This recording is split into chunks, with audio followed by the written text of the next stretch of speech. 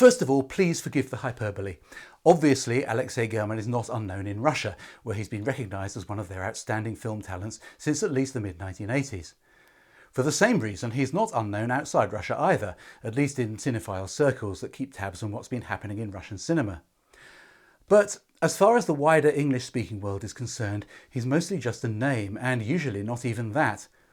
This disc is in fact the first British home video release in any format of an Aleksei German film, whereas other Russian and Soviet cinema giants have managed at least decent and sometimes even complete representation on UK labels. For instance, Andrei Tarkovsky, Sergei Parajanov, Alexander Sokurov, Andrei Zvyagintsev and Alexei Balabanov, the last of whom was actually a student of German's.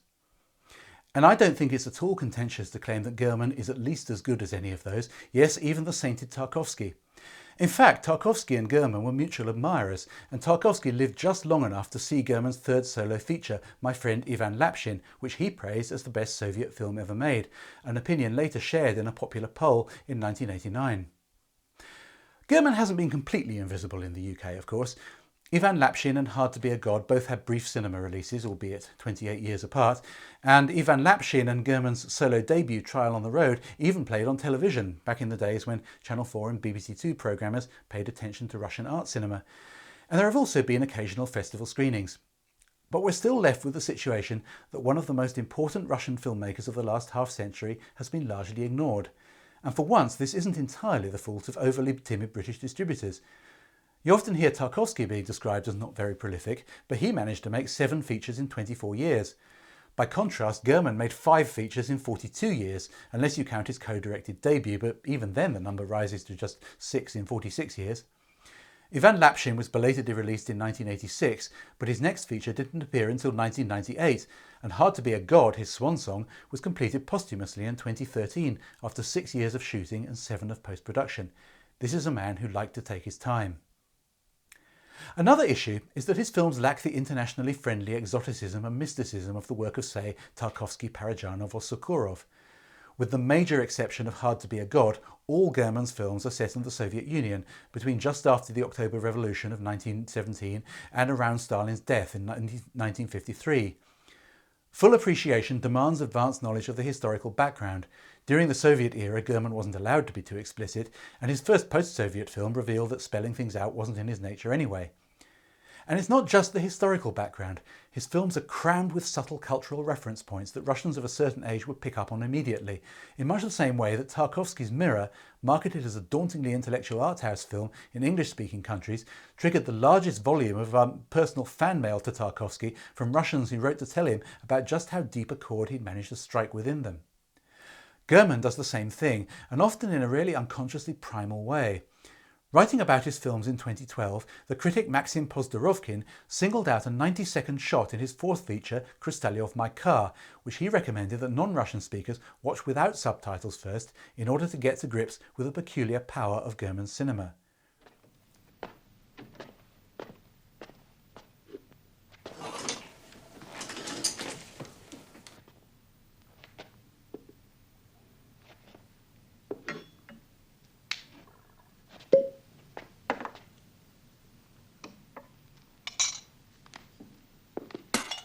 Один ветеринар, он, значит, заснул аллергическим сном. Не надо ходить с ходунками, надо ходить с палкой. И потом, зачем это? У вас вся кровать пропахла колбасой. Я не могу преодолеть своих фантазий.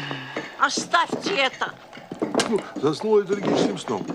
А жена его подумала, что он помер. И... А, что там? Да не надо, дурак. Я на нафталин проверяю.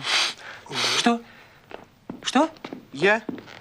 А ну-ка, Надежда, давай проверим наши счета. Что ты вчера брала у Елисеева? Алексей, принеси мой чернильный карандаш. Поздно в уборную. А нам надо. Да, нам надо. Не надо долго спать, дорогие. Я говорю. Вот.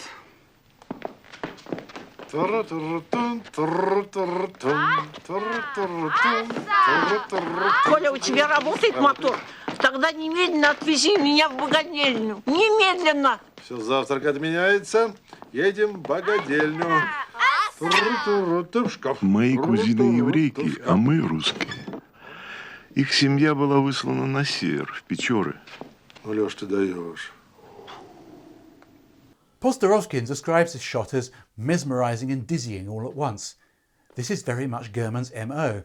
Voices overlap and drop off mid-sentence. The camera flits about the room. Characters grab the story by the reins, only to disappear moments later. Speech blends with setting, the words themselves becoming no different than the clothesline above the kitchen table or the silver tea kettle. Put into subtitles, these same words become weighted down and somehow burdensome. And here's the sequence with subtitles. Один ветеринар, он, значит, заснул аллергическим сном. Не надо Я- ходить с ходунками, я- надо ходить с палкой. И потом, я- зачем это? У вас вся я- кровать пропахла колбасой. Я не могу преодолеть своих фантазий. Оставьте это. Ну, заснул аллергическим сном. А жена его подумала, что он помер. И... А, что там? Да не надо, дурак. Я на нафталин проверяю. Что? Что? Я? А ну-ка, Надежда, давай проверим наши счета. Что ты вчера брала у Елисеева? Алексей, принеси мой чернильный карандаш. Поздно в уборную. А нам надо. Да, нам надо. Не надо А долго нам спать, надо, дорогие я мои. Ну говорю. вот.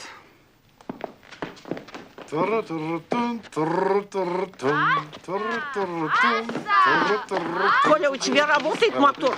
Тогда немедленно отвези меня в богадельню. Немедленно. Все, завтрак отменяется. Едем в богадельню. В шкаф. Мои кузины еврейки, а мы русские. Их семья была выслана на север, в Печоры. Ну, Леш, ты даешь. Pozdorovkin goes on. There is always loss in transition, but German's films are particularly vulnerable. His words, beautiful and chaotic, are decoys.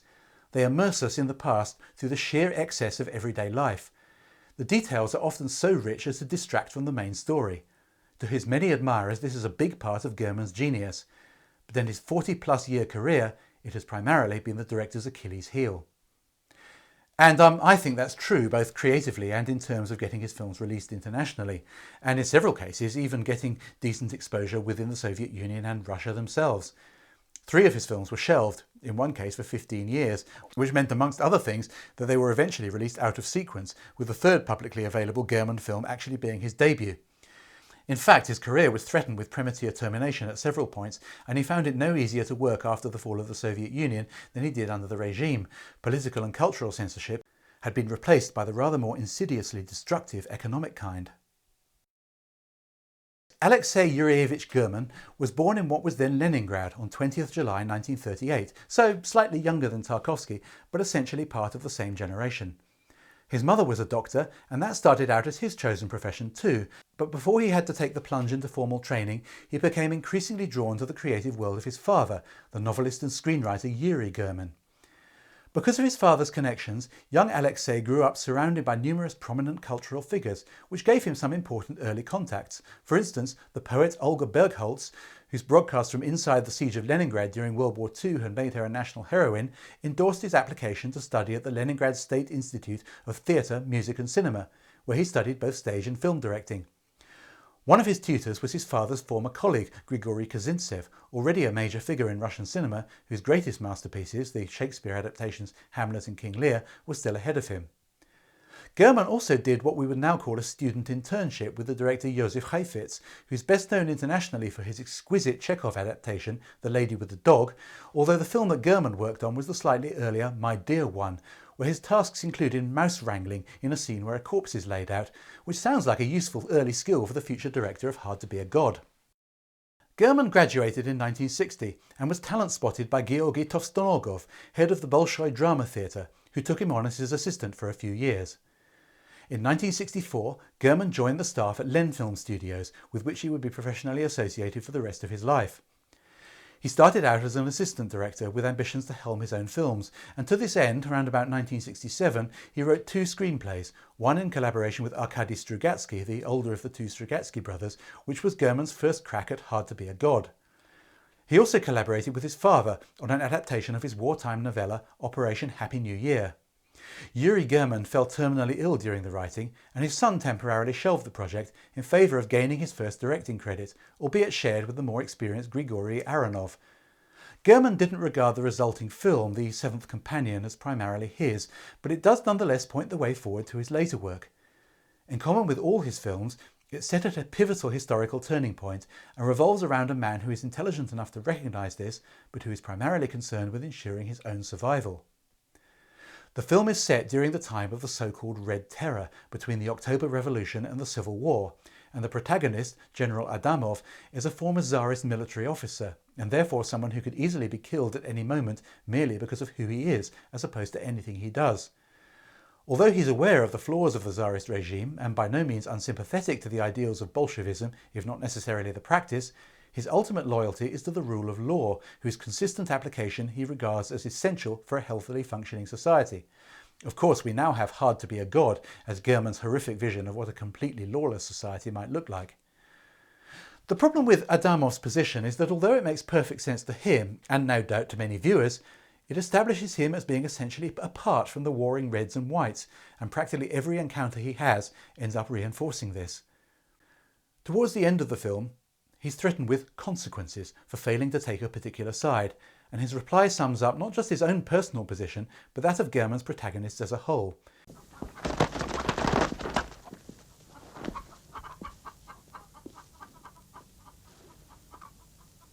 Вы отказываетесь переходить в ряды доблестной Северной армии? Северный? А у вас армии как? По всем частям света имеются? А вы понимаете последствия? Последствия понимаю. А вот вы причин не изволите понимать. The critic Anton Dolin has pointed out that these people are not anti-heroes as such, more simply non-heroes, people who just end up in a particular situation through no conceivable fault of their own. As I said earlier, German wasn't especially keen on the film. He was very much the junior directing partner, and Grigory Aronov vetoed a number of his more adventurous ideas, one of which was to cast the comedian Igor Ilyinsky as General Adamov instead of the distinguished stage actor Andrei Popov, who ended up playing the part. But there are nascent signs of German's future work, not least in the way that Adamov ends up fetishizing an ornate mantelpiece clock as the embodiment of everything he has been forced to abandon. Obsessive attention to decorative detail would be a key hallmark of German's later films. The film was released in April 1968, and German then tried to get Hard to Be a God off the ground, only to be stymied by the Soviet invasion of Czechoslovakia a few months later. Unsurprisingly, Goskino, the state body that ran the Soviet film industry, was not prepared to sanction a project that incorporated a violently hostile invasion halfway through the narrative. So that was kicked into the long grass, which got very long in the end, and instead German revived the project that he'd been writing with his father, Operation Happy New Year. This ultimately became his solo debut, Trial on the Road, and it's clear from the opening scene why German felt hamstrung on the earlier project. Set during World War II, it begins with Wehrmacht soldiers brutalising Soviet villagers, but German is just as exercised by the effect of this upheaval on the surrounding flora and fauna as he is on the hapless humans. There cannot possibly have been any influence in either direction, but the sequence in which cattle are rounded up to the incongruously gentle strains of a solo balalaika and a quizzically detached female narrator has a distinctly Terence Malick flavour. А продовольствие они все вывезли в Карнаухово. Они это делали для того, чтобы народ из деревни выгнать и чтобы партизан извести. А как дальше нам жить, ему все равно было как. Вот и сейчас, как и начнут сны иногда сниться. И братишка, и сестренка, и подруга. Страшно тяжело все вспомнить.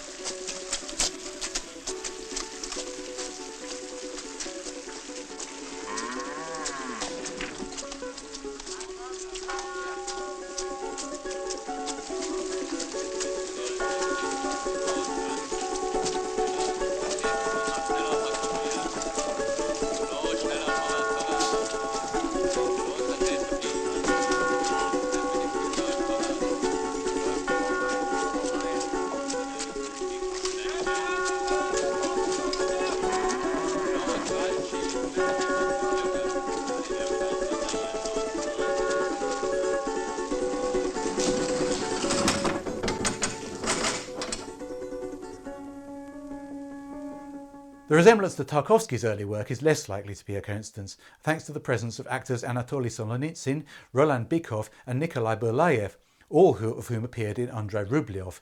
And that film is also recalled by the widescreen black and white cinematography, a close attention paid to texture and sound, especially things like the crunch of snow underfoot during a Russian winter, and masterly control of large-scale set pieces, such as the climactic shootout, or this scene where the attempted destruction of a German munitions train is stymied by a German barge full of Soviet POWs passing underneath. For this scene, German cast actual Soviet prisoners close to their release, as he felt that this would give them an appropriately haunted look.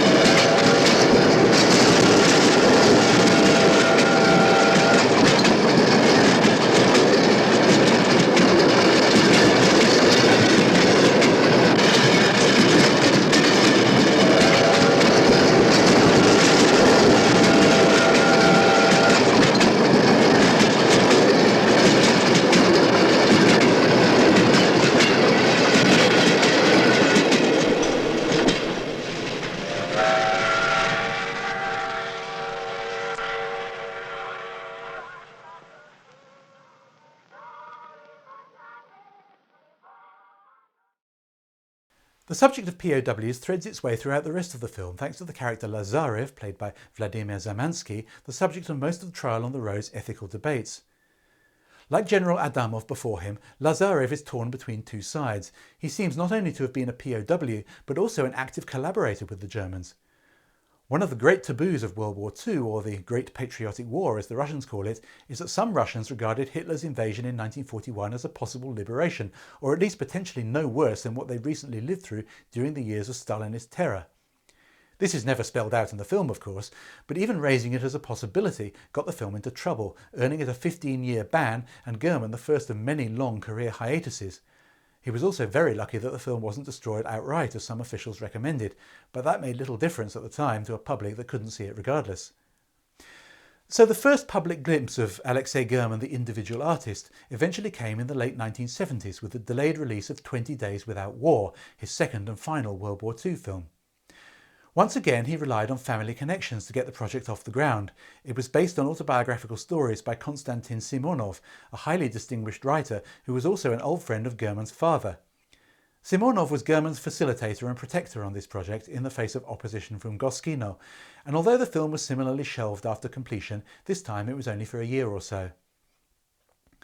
Co-written by his wife Svetlana Karmelita, who would jointly script all German's projects thereafter, 20 Days Without War is German's most sombre and reflective film, depicting the day-to-day lives of civilians caught up in the war, either directly as targets of bombing or indirectly as grieving relatives of the dead. The protagonist here is Red Army Major Lopatin, who is visiting Tashkent on a 20-day furlough for two main reasons: to deliver the personal effects of a deceased colleague to his widow, and to collaborate on a film that's being based on his war journalism, something that allows German to poke fun at the kind of distorted, dishonestly patriotic cinema that he was consciously fighting against. Василий Николаевич, ваши ощущения от этого? Понимаете, что досадно? Да. Есть ощущение неправды. Прям-таки неправда. Ну, не поджигал он этот броневик. Ни в очерке, ни в жизни. Просто не ушла из Сталинграда, из этого подвала. И все понимали, почему. Понимали, что им, солдатам, тем более нельзя уходить. Вы считаете, мы можем взять ваш очерк и целиком перепереть на экран? Не обязательно целиком. Но уж наоборот добавили, и неудачно. Танк поджечь. Или броневик. На противотанковое ружье расчет положен. 2 бойца. Оно тяжелое. Это киноочерк, понимаете, маленький сюжет. Без яркого подвига фильма вообще не будет. А моя задача построить фильмы, задача благородная, уверяю вас. А в фильме неправда? Эта женщина в Сталинграде погибла? Погибла. Почему же вы об этом не писали? И одеты у вас все с иголочки. И каски носили. Не с утра до вечера. А выйдут, оденут, спустятся вниз, снимут. И противогазы не носят уже на фронте давно. Но ведь существует же устав, товарищ майор. Или уже не существует? Ношение противогазов пока никто не отменял. Товарищ подполковник, вы на фронте были? А какое это имеет значение? В нашем споре решающее. Ну, что такое фронт, товарищ майор, я знаю еще по гражданской. А сейчас служу там, где мне приказывает Родина. Кстати, я подавал 2 рапорта о переводе. И когда попаду туда, то, смею вас заверить, буду служить от начала и до конца, а не наведываться за материалом для очередного очерка. Ну, а что касается внешнего вида, так боец, когда на фотокарточку снимается, и то все пуговицы до блеска надраивает. А тут кино. The film is full of little vignettes like that. On the 7-day train journey at the start, Lopatin hears a lengthy monologue from an Air Force captain that runs a full 10 minutes, which alone emphasises that the film belongs as much to its supporting cast as it does to Lopatin himself. Later on, he would have similar encounters with people who have also been life-changingly affected by the war. German's attention to detail began to attract the attention of his Goskino paymasters. One internal memo complained about the superfluity of background. German cheerfully agreed, saying that for him, the background detail was what really mattered, as it constituted the real life of the film. The train scene at the start could have been faked in the studio, but instead it was shot on location with an authentic 1940s locomotive and carriages, the better to capture the sound and the feel. From this film, he also abandoned soundtrack music. If we hear any in his films from now on, we see it being performed on screen as well. The most surprising element of the film is one that might well be missed by a non-Russian viewer, and that's to do with the casting of Lopatin. I mentioned earlier that German had tried to get a comedian to play the protagonist of The Seventh Companion, and in 20 Days Without War he finally succeeded. In fact, Yuri Nikulin was no mere comedian. He was one of the most successful comedy performers in the entire history of the Soviet Union, the star of numerous popular comedy films, and also a legendary circus clown who was director of the Moscow Circus. There's nothing remotely funny about his performance here. In fact, he barely even smiles, except when he realises that a bombing raid is over. But in many ways, this radical casting against type helps underscore the film's seriousness, the fact that even a man like Nikulin is reduced to respectful passivity in the face of the horrors of war. Although 20 Days Without War was ultimately released and widely acclaimed, the gap between German's films was starting to widen. It took another 5 years before my friend Ivan Lapshin started production, and a further 4 before it was released in 1986 as one of the higher profile cultural products of Mikhail Gorbachev's policy of glasnost. Its high-profile disinterment gave German his first taste of an international reputation, boosted by a personal endorsement from the exiled and dying Andrei Tarkovsky. It was also the first glimpse of German's mature style, an assemblage of elaborately choreographed long takes whose inhabitants are as likely to quote poetry, break into song, or perform a once popular political sketch as they are to engage in conventional conversation. This rich cultural stew, full of laughter and horseplay, forms a vividly drawn backdrop to the film's key theme as it emerges gradually and necessarily obliquely, life in the Soviet Union in the winter of 1935, just before Stalin's terror changed everything. There's plenty of narrative incident in the story, or rather multiple stories, of the activities of a small-town police chief named Ivan Lapshin. When he's not tracking down a criminal gang, he's helping Natasha, a local stage actress, research the character of a prostitute by introducing her to a real-life example. Scene for scene, this is arguably the most straightforwardly entertaining of German's films, not least for the way that he deliberately evokes and subverts stereotypes. Here's an example in which the actress Natasha attempts to demonstrate to Lapshin that she's good enough to fool people in real life by playing a practical joke on one of his colleagues. Я предпочитаю красный цвет и голубой, а ты зеленый. Вася, почему ты на меня не смотришь? А почему я должен смотреть на вас, гражданочка? Я не гражданочка. Я твоя жена Маруся. И у нас 2 детей. Шутка, розыгрыш. Вы же артистка. Ваша фамилия как? Окошкина. Моя фамилия Окошкина. И я твоя жена Маруся. И у нас 2 детей, Давид и Ваня. Вася, вернись. Вернись, Вася. Они плачут. Ты их знаешь, как мне трудно с ними. Они зовут папа, папа. Вася, вернись. Ты ешь мороженое, они плачут. Вы сумасшедшая! Я постового позову. Дама, да, милая, хорошая моя. Женщина должна иметь гордость. Несчастная. Отвяжись! Наша женщина должна иметь гордость. Ну? Бычок был подходящий. Ну? Прелестно, талантливо. Ну вот тебе, пожалуйста.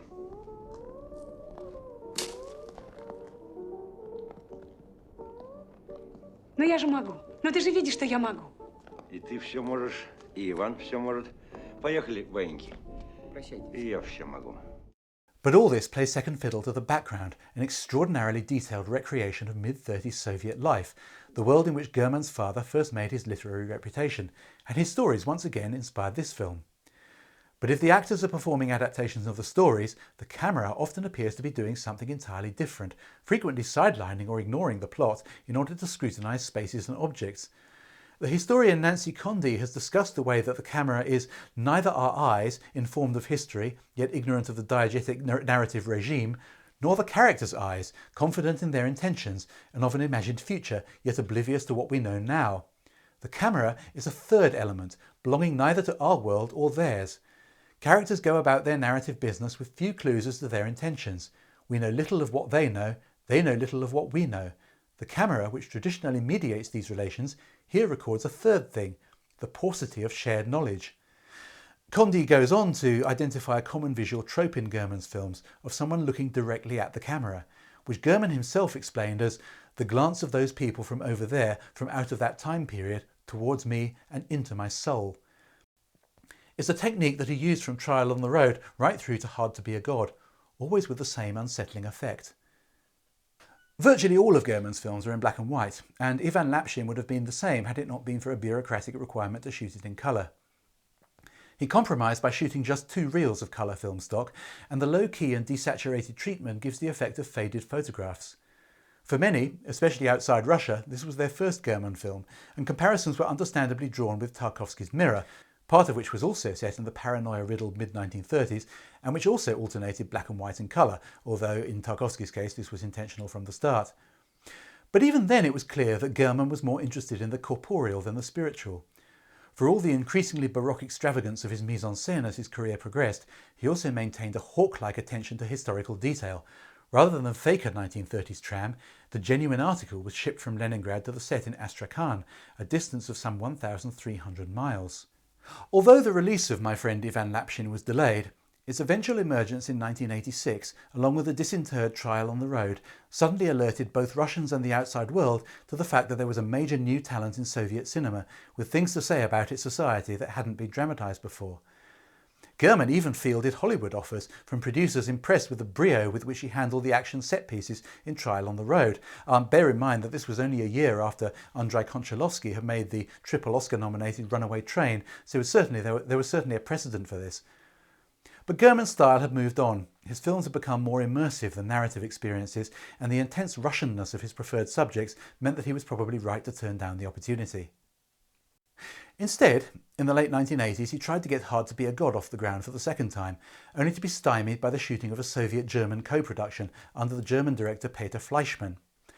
There was brief talk of German taking over from Fleischmann, but when he visited the set, he found designs that were so alien to his vision that he thought better of it. He also rejected what seems to have been a genuine opportunity offered by Goskino's Head to make a rival version to be released at about the same time. Instead, he spent 4 or 5 years as the artistic director of the studio of first and experimental films at Lenfilm, overseeing the early work of directors such as the future enfant terrible Aleksei Balabanov, who until then had only made documentaries. He and Svetlana Karmelita also wrote and produced a Kazakhstan-made historical epic, The Fall of Otrar, which came out in 1991, the year in which he finally commenced work on his 4th feature. The most controversial and misunderstood film of Alexei German's career, Khrustalyov My Car, began production when the Soviet Union was still a going concern and continued throughout the near collapse of the domestic film industry following the financial crises of the Boris Yeltsin era. Although German was able to secure French co-production funding, much of it was ultimately swallowed up by Russian hyperinflation. The film was finally premiered in 1998 to a notoriously hostile reception at the Cannes Film Festival. Critics were doubtless expecting something as accessible as Trial on the Road or My Friend Ivan Lapshin, but instead they were hurled headlong into a 2.5-hour recreation of the uniquely paranoid atmosphere of early 1950s Moscow.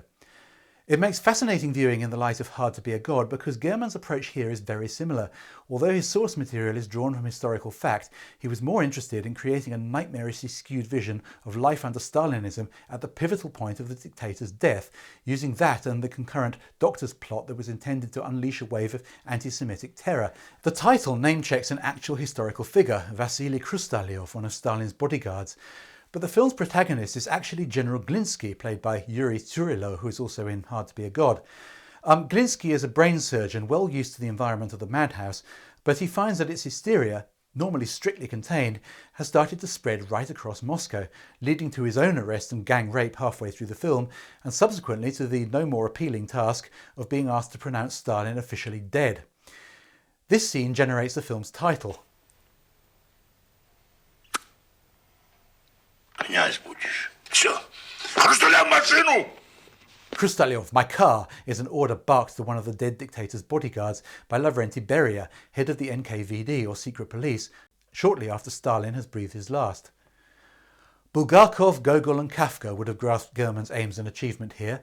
As with Hard to Be a God, he's far less interested in narrative coherence than he is in presenting a feverishly paranoid universe in forensic detail.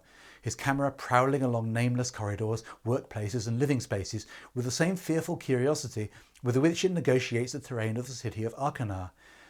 But for all German's now openly fantastical and Fellini-esque style, he frequently cited Tarkovsky and Fellini as his favourite filmmakers, the attention to background detail was as acute as ever, even to the extent of spending a year tracking down a dozen mint-condition ZIS-10 limousines of the type used by Stalin and his entourage.